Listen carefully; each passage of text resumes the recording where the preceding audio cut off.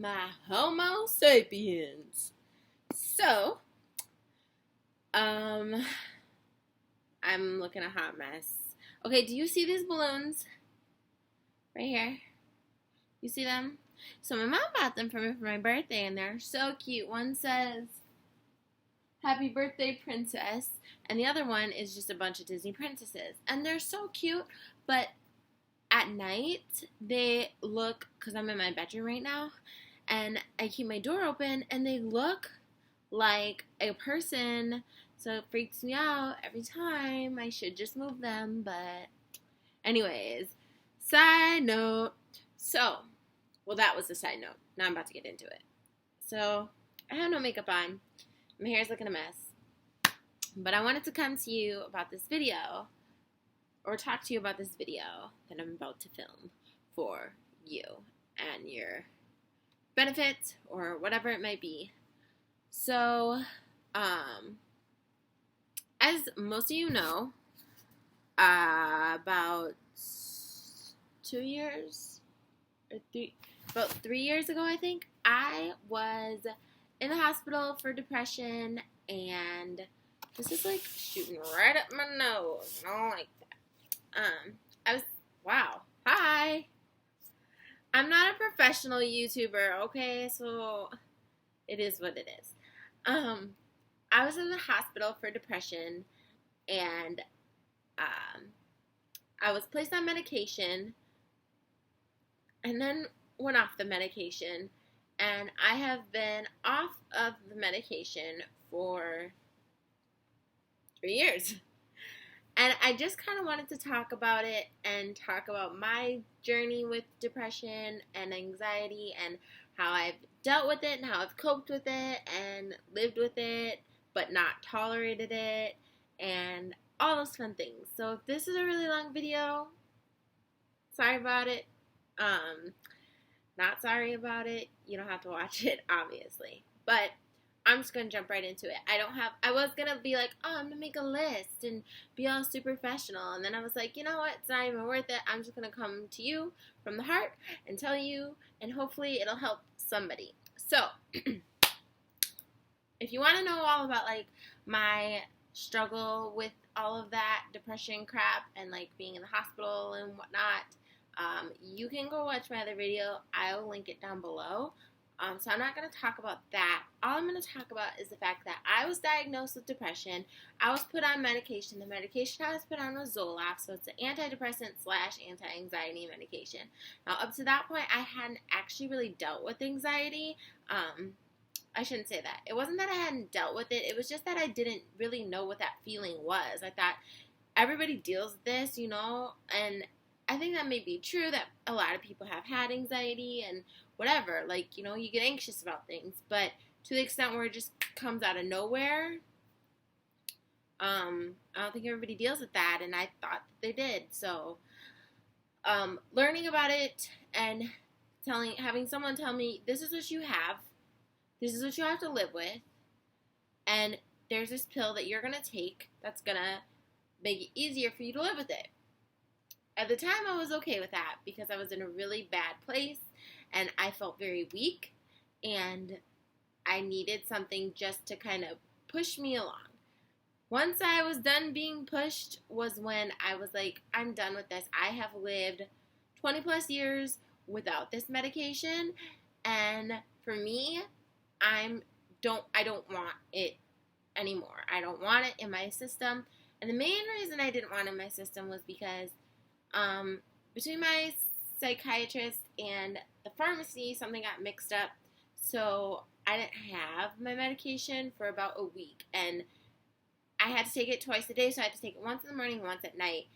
When you're taking something twice a day, every day, and then you go just like a week without it, it messes up your system, because what it does is when you take it, it goes into your brain, and it pumps you full of the chemicals that you don't have or that you're lacking in. And so this medication wasn't doing that, and I could physically feel it in my body. I'd be at work and I felt drunk.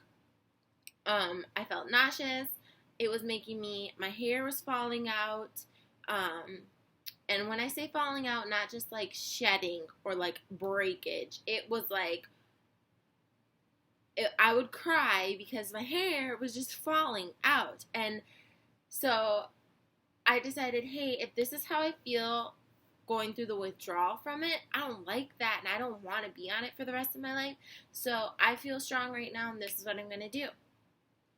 Disclaimer, which I should have said before this, I'm not saying anything against medication. I'm not saying that if you take, any medication, I'm not saying that that's wrong.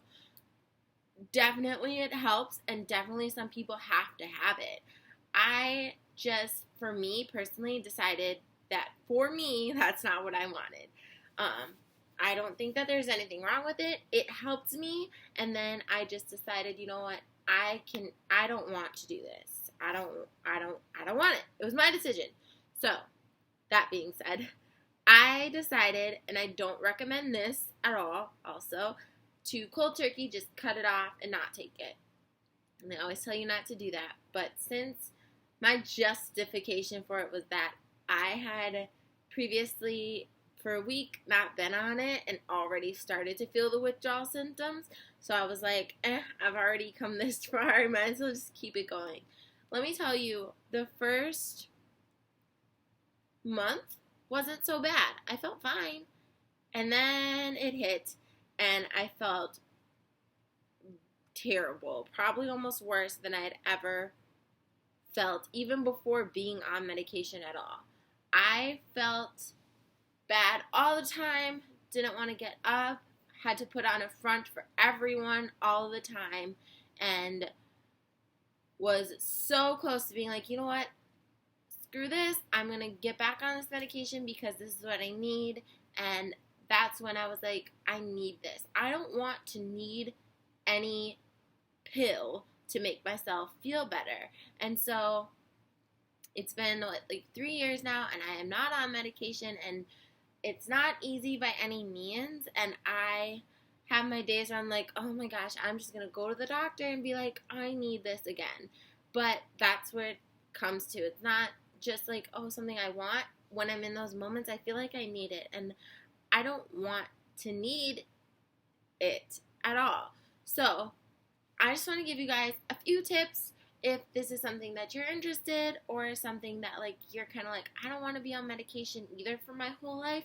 These are just some things that I do to help me deal with depression and deal with anxiety and get through every day happy and feeling great. So first thing you do is, or the first thing that I do is hard for some reason, and I don't know why it's hard. Sorry. I don't know why it's hard, but it is. And that is to take care of you. Don't worry so much about other people, what they think, what they feel, any of that. Worry about you and take care of you, because at the end of the day, you're the one who's dealing with this, not them. You need to take care of yourself.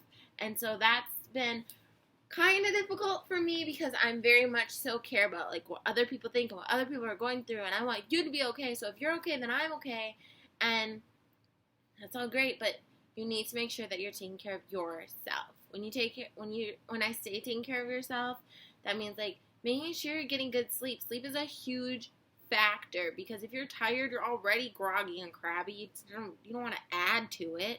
And then eating right, eating healthy. There are foods that can increase anxiety in you, and so you want to try to steer away from those foods. Another thing is making sure you're exercising. And I know all the doctors tell us this, oh, you need to exercise because you need to boost your cortisol levels and break a sweat and blah, blah, blah, blah. Trust me, girl or boy, I hate exercise more than the next person. I hate working out. Can't stand it, because I don't want to do it. It hurts, it's painful, it gets sweaty, it's nasty.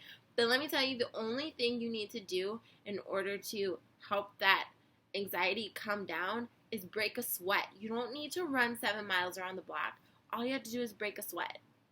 And it's not as hard as you would think. Do some jumping jacks. Whenever I'm at home and I'm just feeling crazy anxious, I just get up and do a few jumping jacks. Just get my blood or my heart pumping, and it's amazing how much better you feel. A couple months ago, I had some extreme anxiety issues, and I would go to the gym, and literally, I'd run on the treadmill for 2 miles, and that is not what you have to do. I just did it because I couldn't stop. Like, I just wanted to run and run and run. That's all I wanted to do. Like, right after I say I hate working out, which I do, but I don't know. That's just how I felt. But, so I ran on the treadmill for like 2 miles, and then I'd jump on the bike, and my heart rate was so high that the bike was like, stop. Like, it was like, lower heart rate. And that was because, A, my heart's pumping pretty fast because I'm having an anxiety attack, and B, I'm working out, so it was just, it's crazy. But after that, you feel so good. You feel a little more relaxed because your body is coming down. So that's the second thing, or kind of the first thing, whatever. The other thing is find things that you like to do. I recently started doing like watercolor painting, and I haven't gotten a lot of time to do it because I'm kind of busy right now, but that's something new that I discovered that I like to do that I never would have known I liked to do before because I didn't pay enough attention to myself. Read books, get to know yourself and who you are and what you like to do. Even just getting to know what you like to do. You don't have to get to know yourself if you don't want to. Just get to find something you like to do.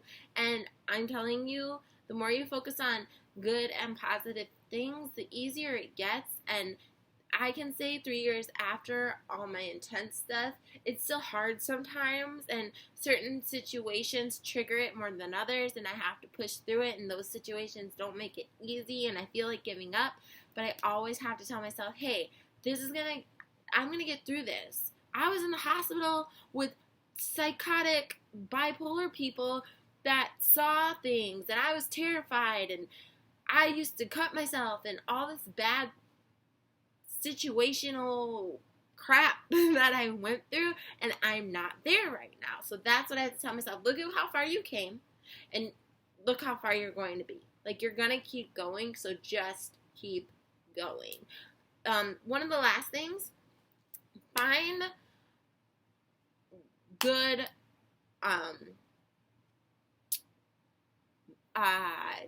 meditation, basically. That's what I'm trying to say.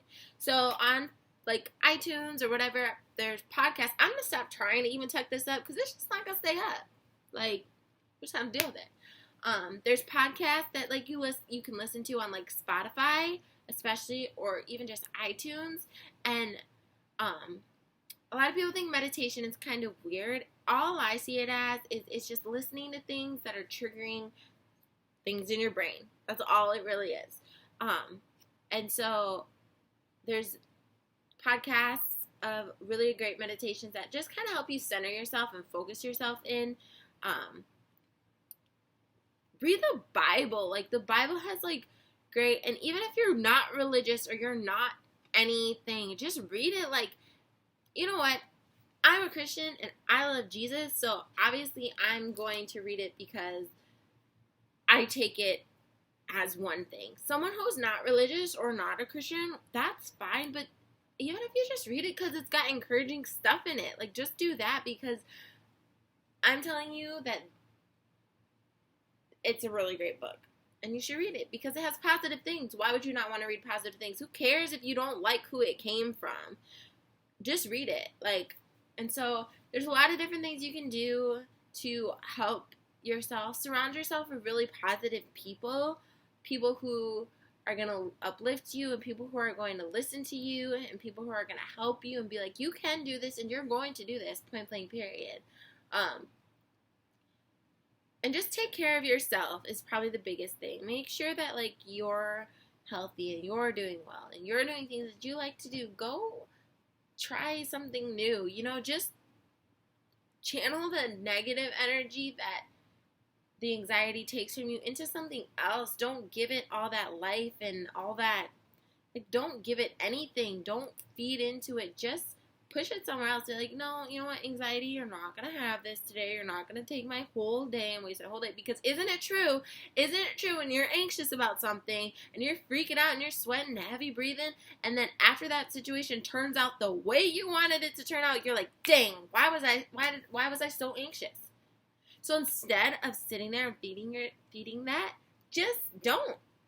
And I know no one wants to hear that, and it's hard, but you can do it because I did it, so you can do it too. That's really all I have for you guys for today. If you guys have any tips or advice, leave them in the comments down below, and I will definitely read them because I would love to know what you guys think about it. And until next time, I will talk to you guys later. Bye!